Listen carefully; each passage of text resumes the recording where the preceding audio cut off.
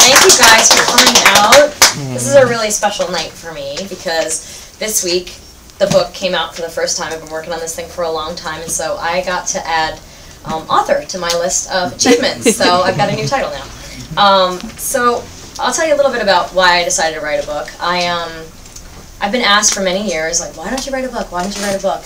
And I just never really thought you could write a book until you knew the end. And I'm like, well, since I'm not really at the end, I hope I'm not at the end. I don't think I know where this is going, you know? But then I started to tell my stories to friends and whatnot over the years, and I started to realize I kind of have enough here to probably fill some pages. So I decided to sit down last year. I was pregnant with my third son, and I was making some room on my very big lap for my laptop, and spent a few months writing down my stories. And you know, you guys will see when you read it that it goes from beginning to end, sort of, well, to now, I should say. And hopefully it'll just let you guys kind of know a little bit more about me, where I come from, how I was raised, how I got into the business, how I auditioned for Clarissa, how I transferred to Sabrina, how many years I tried desperately to go to college, you know, some of my party days on the streets just around here, some of the trouble I got in here, and then now on to Melissa and Joey, and getting married, and meeting my husband, and having kids, and throwing baby parties and whatnot. So, so it's all in there for you guys, and I hope you guys will enjoy it. And you know, I just, this is very special to me, so it means a lot to me that you guys come out tonight, so thank you for being here. Thank you. And I'll read you guys a little something from the book.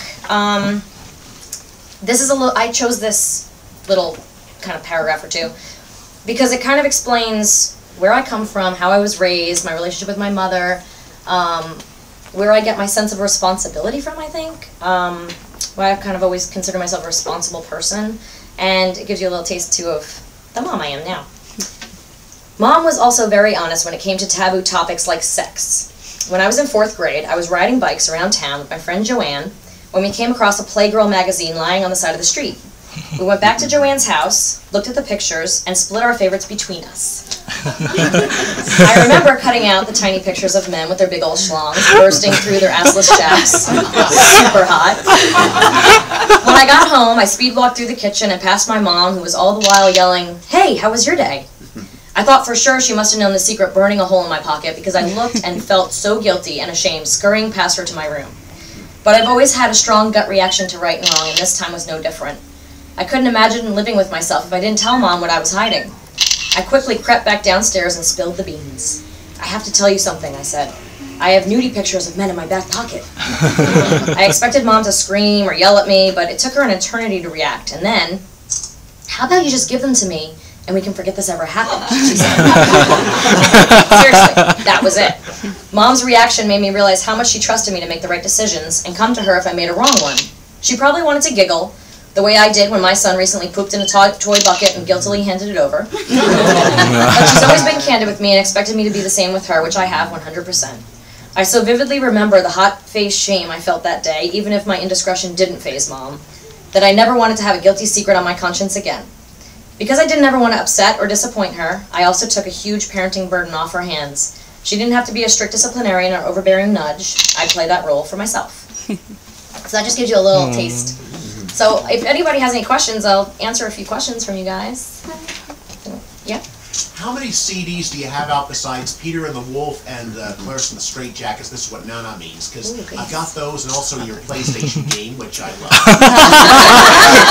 It was a CD-ROM at one point. I don't know if that still exists. Well, what about the Sabrina soundtrack with that went gold?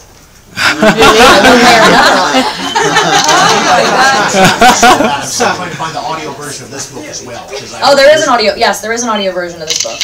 I have 2 copies in my dressing room. Sorry, I left those there. Okay, yeah, and I read the audio book. That was that was another whole challenge. 2 days in the booth, in a dark booth, reading your own words will make you hate your own work.